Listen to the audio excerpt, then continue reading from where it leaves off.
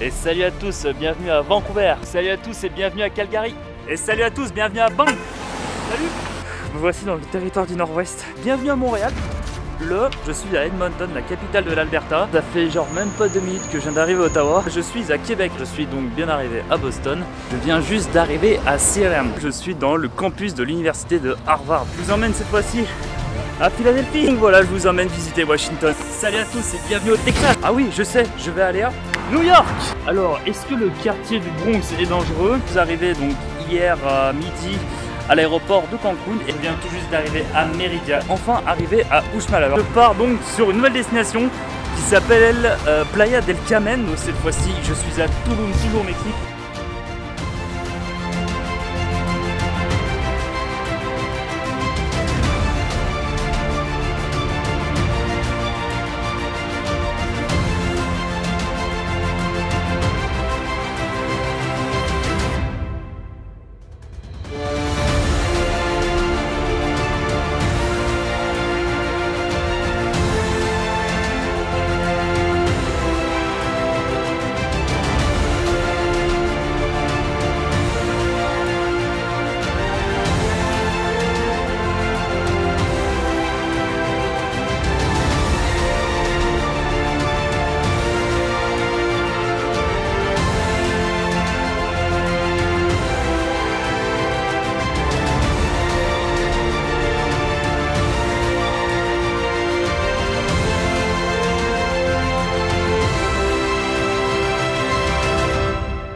Incroyable, enfin, j'arrête pas de dire incroyable, mais c'est vraiment trop beau.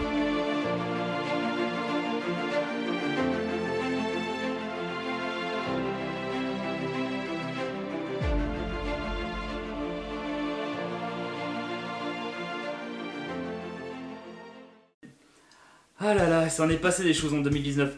Bienvenue dans cette nouvelle vidéo, la dernière vidéo de 2019 où je vais faire un bilan de mon année dans les Amériques. Donc quand je dis les Amériques, c'est du Canada aux États-Unis pour en finir au Mexique. Première destination, Vancouver. Oh my god, Vancouver is definitely the most beautiful city in the world. I have to go back. Bon, alors vous l'aurez compris, Vancouver c'est la plus belle destination de toute ma vie. Et Dieu sait que j'en ai fait des belles destinations. Mais alors là, Vancouver, numéro 1. Pourquoi? Parce que Vancouver, tout simplement pour moi, c'est le paradis de la photographie. Honnêtement, niveau nature, niveau animaux, déjà, faut imaginer Vancouver, c'est une grosse ville. Et dans cette grosse ville, il y a la forêt, l'océan et la montagne. Et par exemple, si vous partez un petit peu dans le nord de Vancouver, il n'est pas rare de croiser des ours sur la route. Donc c'est des ours bien sûr qui mangent la plupart du temps que des fruits et du poisson, donc ils ne s'attaquent pas à l'homme, donc vous pouvez facilement les prendre en photo. Enfin bref, Vancouver c'est absolument une ville magnifique. Alors par contre, 2 points négatifs. La première, il pleut absolument tout le temps. J'y suis resté à peu près 1 mois, je crois que j'ai eu 22 jours de pluie. Donc est-ce que c'est parce que ça s'appelle la Colombie-Britannique, il y a le mot britannique et du coup il pleut tout le temps? Ou alors je ne sais pas, mais en tout cas il pleut tout le temps. Et alors pour ceux qui ont vu la vidéo, je pense que vous vous en souvenez, quand je disais qu'à Vancouver en fait il faisait très doux, et bah justement l'hiver il fait rarement en dessous de 0 degré. Donc pour y vivre c'est vraiment top. Et c'est pour ça d'ailleurs qu'il pleut souvent et qu'il neige pas beaucoup. C'est à cause des hautes températures, enfin entre guillemets des hautes températures qu'on a en hiver. Et deuxième chose négative, et c'est pour ça malheureusement que j'ai quitté Vancouver, c'est que la vie est extrêmement chère. Je parle surtout des loyers. Moi j'avais une espèce d'un petit logement, j'appelle ça une cage à poules, hein, excentré de Vancouver. Et je payais à peu près 1500 $ par mois, ce qui est énorme. Bon alors j'étais en colocation, mais Montréal je payais 500 $ par mois. J'avais un bon appart avec la piscine, le jacuzzi, la salle de sport, en plein centre de Montréal pour 500 $. Voilà, donc sans coloc ça faisait 1000 $. Mais comparé à la cage à poules que j'avais à Vancouver, franchement c'était carrément plus raisonnable. Deuxième destination dans le Canada, Calgary. Alors Calgary, c'est un petit peu la déception. Pourquoi? Parce que honnêtement, je me suis très vite ennuyé. Calgary, en fait, c'est pas vraiment une ville touristique. C'est un peu une ville de business, hein, dans le gaz et le pétrole principalement. Un petit peu comme Atlanta aux États-Unis. Donc honnêtement, après une semaine, je commençais déjà à tourner en rond. Parce qu'il y a le centre de Calgary, il y a un peu le vieux Calgary à voir qui est sympa. Mais honnêtement, on fait très vite le tour. C'est pour ça que je suis parti donc dans la deuxième ville, à Edmonton. Alors Edmonton, c'est la capitale de l'Alberta. Et à Edmonton, c'était là en fait où il y avait le grand centre commercial, qui est le plus grand centre commercial d'Amérique. Donc ça, franchement, c'est à faire. C'est absolument à voir et à faire. Après, c'est pareil, Edmonton, allez, en 4 jours, 5 jours, c'est plié. Et c'est pas des grosses villes touristiques.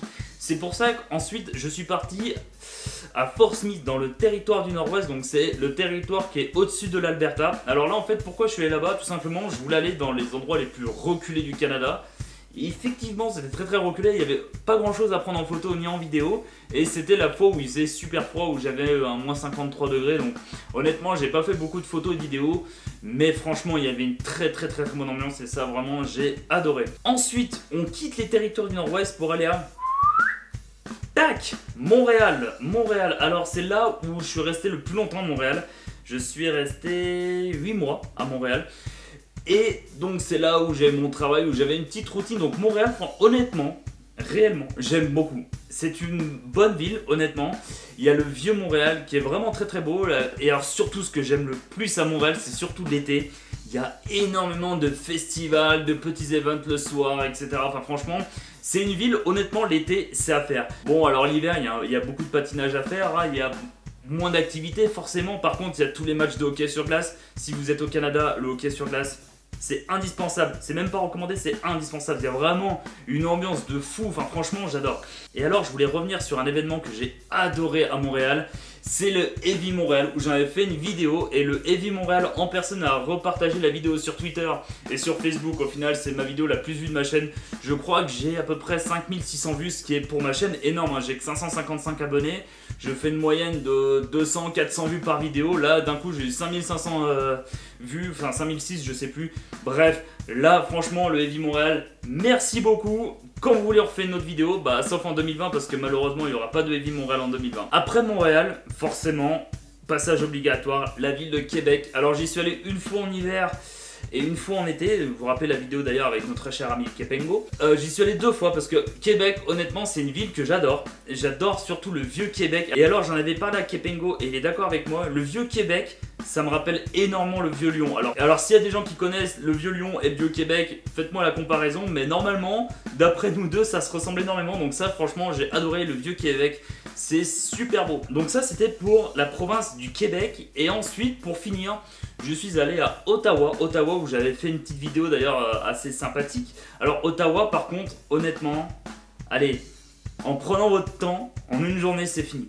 Il y a juste, en fait, si vous voulez, le Parlement qui a fait et à voir, un petit peu aux alentours, mais après, Ottawa, il n'y a pas des masses à voir, mais c'est une ville qui a énormément de charme, et ça, je vous le recommande grandement. Après, alors il y a Toronto. Toronto, j'y suis allé genre 3 heures. Pourquoi? Parce qu'en fait, j'avais tout simplement, quand j'étais parti à Boston, une grosse escale à Toronto, et j'ai eu le temps de me balader vraiment très vite fait. Et j'y suis pas resté plus longtemps que ça, mais ça sera pour la prochaine fois, parce que oui, je vais retourner au Canada quand, je sais pas, mais je vais y retourner parce que c'est un pays que j'adore. Et alors maintenant qu'on a fini avec le Canada, on va parler d'un pays qui était pour moi une révélation. Je veux parler des États-Unis d'Amérique.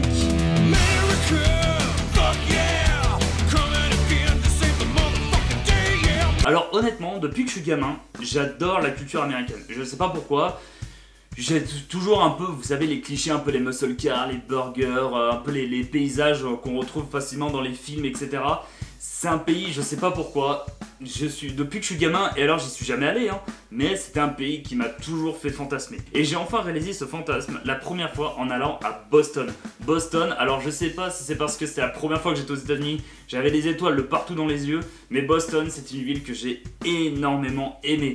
J'ai surtout aimé en fait la partie, le vieux Boston, parce qu'en fait Boston, comme je le disais dans une de mes vidéos, Boston c'est une des premières villes des États-Unis, donc qui a un côté un petit peu plus vieillot qu'on retrouve à Boston, Philadelphie et New York, qu'on ne retrouve pas forcément dans les autres villes des États-Unis. Par contre, autre petit point négatif, Boston, c'est très cher. Et de toute façon, le Massachusetts, c'est extrêmement cher. Voilà, donc ça, comme ça, vous êtes prévenus. Si vous allez aux États-Unis, déjà, il faut avoir un bon budget. Et si vous allez dans le Massachusetts, un budget un peu plus élevé.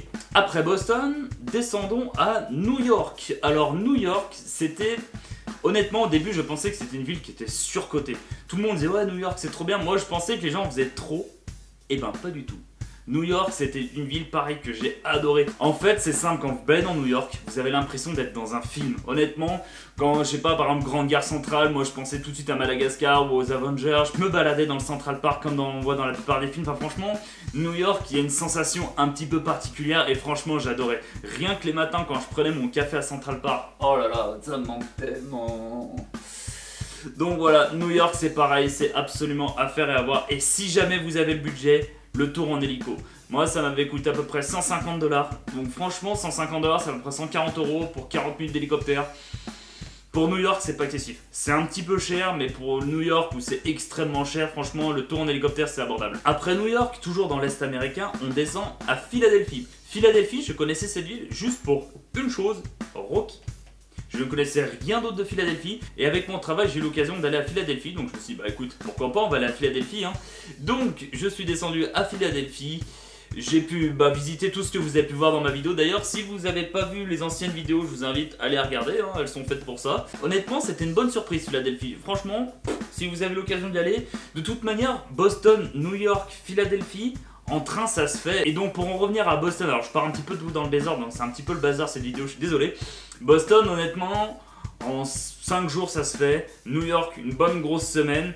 Et Philadelphie 3-4 jours. Donc comme ça si vous partez 2-3 semaines aux États-Unis, vous pouvez facilement faire ces 3 villes, en train ou en bus. Et donc après Philadelphie, nous avons la ville de Washington. Donc Washington qui est dans l'état de Washington DC, donc qui est un état autre que les 50 états des États-Unis. Donc Washington honnêtement c'est pareil, c'est une ville que j'ai beaucoup aimé. Alors de manière sur les États-Unis, vous allez souvent m'entendre dire que j'ai beaucoup aimé parce que voilà, comme je disais, les États-Unis c'est un pays qui me fait fantasmer depuis que je suis gamin. J'ai eu l'occasion d'y aller plein de fois. Et à chaque fois j'avais des étoiles dans les yeux, donc il y a des villes qui m'ont un peu plus marqué que d'autres hein.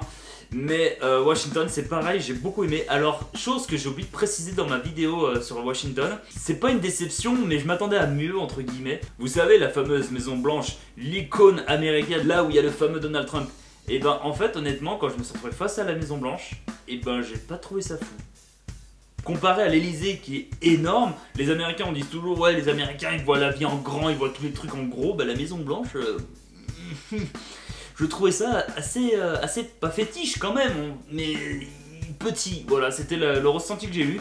Bon voilà c'était la petite parenthèse sur Washington. Bon et après l'Est des États-Unis cette fois-ci on va dans le Sud des États-Unis, je veux bien sûr parler du Texas. Alors le Texas fait partie des états que je voulais voir absolument le plus des États-Unis. Donc il y a l'Alaska aussi que je veux faire absolument en mes 30 ans parce que l'Alaska c'est un état qui me fait rêver mais c'est extrêmement cher et c'est extrêmement compliqué pour y aller. Mais voilà, le Texas je voulais absolument le faire parce que j'adore, comme je le disais dans ma vidéo, la culture du Far West, donc tout ce qui est les cowboys, la country, la musique country également j'adore. Enfin, il y avait des paysages assez incroyables en allant là-bas, surtout en faisant voler le drone. Enfin voilà, je me suis fait énormément plaisir en allant au Texas. Et des points négatifs sur le Texas, honnêtement, j'en ai pas repéré, hormis le scorpion qui m'a piqué, mais ça peut arriver dans n'importe où dans le monde. Hein. Mais voilà. Ah oui, par contre, si vous voulez tester votre anglais, le Texas, c'est vraiment un bon état. Parce que alors là-bas, je me rappelle, le petit papy paysan là, que je parlais quand je dormais dans le tipi, il avait un accent, mais genre, même moi qui ai un niveau, on va dire, correct en anglais, je comprenais un mot sur 5. Donc c'est pour dire là-bas ils ont vraiment le patois texan, il est vraiment incroyable. Surtout quand vous partez un petit peu dans les campagnes reculées du Texas. Dans les grandes villes ça va, mais après en partant dans les endroits un petit peu plus reculés du Texas, ça devient carrément plus compliqué. Mais voilà, le Texas, un gros coup de cœur des États-Unis et j'y retournerai, ça c'est sûr et certain. Bon et maintenant que j'ai fini avec les États-Unis, on va descendre carrément plus au sud. Cette fois-ci on va au Mexique. Alors je vais commencer par une ville où j'ai fait que très peu de photos et j'ai pas fait de vidéo, c'est Mexico City. Pourquoi? Mexico City, honnêtement, c'est une ville que j'ai vraiment, mais alors vraiment pas aimé. C'est sale, c'est extrêmement pollué. Il y a des quartiers qui sont extrêmement dangereux. Autant le sud du Mexique ou l'ouest du Mexique ça va, mais Mexico City, franchement, renseignez-vous bien avant d'y aller parce qu'il y a des endroits où il vaut mieux pas traîner. Et donc du coup en fait comme j'avais ma grosse caméra, honnêtement avec le temps et l'expérience, tu sens que, tu sais, il y a des endroits sans voir de délinquance, mais tu sens qu'il y a des endroits où la caméra, il faut que tu la planques quoi. Donc c'est pour ça qu'en fait j'ai fait quelques photos avec mon téléphone. Et le Mexique, donc comme je disais, c'est extrêmement pollué. Comme le Mexique c'est à 2000 mètres d'altitude je crois, à cause de l'effet de serre, il fait carrément plus chaud. Donc forcément je sortais beaucoup moins parce que moi la chaleur, je la supporte toujours pas avec le temps. Donc pour résumer, Mexico City, c'est pollué, c'est dangereux et il fait très chaud. Donc voilà les raisons pour lesquelles je n'ai pas fait de vidéo. J'ai fait 2-3 photos, c'est pas une fierté honnêtement. C'est pour ça que je les ai même pas mis sur Instagram ni n'importe, parce que voilà, c'était vraiment pas... C'était pas ouf. Donc après Mexico City, Cancun. Cancun, que dire, quoi faire? Surcoté. Honnêtement, surcoté. Donc pourquoi surcoté? Parce que vous savez, quand vous tapez Cancun sur internet, vous avez toujours les belles plages de rêve, etc. Et ben en fait, les plages de rêve, comme on peut voir sur internet, c'est tout simplement des plages privées et il faut justement réserver une chambre dans les hôtels de luxe qu'on trouve au bord de la plage. Et moi j'ai essayé entre guillemets de m'infiltrer sur ces super belles plages, et ben je me suis fait recaler à chaque fois parce qu'en fait à chaque fois ils te demandent le pass de l'hôtel, et ben j'en avais pas forcément, donc à chaque fois ils disaient bah vous avez rien à faire ici. Donc je me suis fait jarter absolument de partout. Donc voilà, donc Cancun, si vous voulez y aller, ben il faut réserver dans les hôtels de luxe. Mais partir en vacances pour être dans des hôtels de luxe, c'est pas trop mon délire. Donc après ça dépend, hein, chacun a son type de vacances. Donc c'est pour ça, moi j'ai mon logement pourri à Cancun, ça m'allait très bien. Mais malheureusement j'ai pas pu profiter des belles plages de Cancun. Donc c'est pour ça que je trouve que c'est vraiment surcoté quoi. J'avais pris mon bus pendant 5 heures pour aller à la ville de Mérida. Mérida qui est la plus belle ville du Mexique. J'ai adoré son charme un petit peu historique, son côté authentique. Et c'est la plus vieille de tous les Amériques. Donc vous comparez tous les pays d'Amérique, Mérida c'est une des premières villes des Amériques. Donc c'est là où les colons sont arrivés. Et autre chose que j'aimais à Mérida, c'est que c'est tout simplement la ville la plus sûre du Mexique. Et ça c'est tellement agréable de se trimballer sans avoir le stress de se faire racketter, de se faire kidnapper. Bon, j'abuse peut-être un peu, mais le Mexique il y a beaucoup de kidnapping, surtout pour les étrangers. Donc, mais ça c'est plus au nord du Mexique, à la frontière avec les États-Unis, où il y a énormément de dangers. Là franchement, le nord du Mexique, il ne faut y aller sous aucun prétexte. Je vous le dis clairement, c'est là où il y a tous les plus gros problèmes au Mexique, hein, la frontière avec les États-Unis. De toute manière, il n'y a rien à y faire. Donc si il n'y a rien à y faire, n'y allez pas. Voilà, ça c'était le très gros conseil. Et c'est même, je crois, le conseil le plus important de ma chaîne YouTube. N'allez pas au nord du Mexique.